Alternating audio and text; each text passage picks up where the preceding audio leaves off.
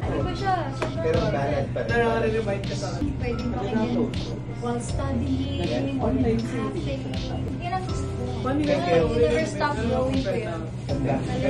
Let it go. I spend my days smelling your cold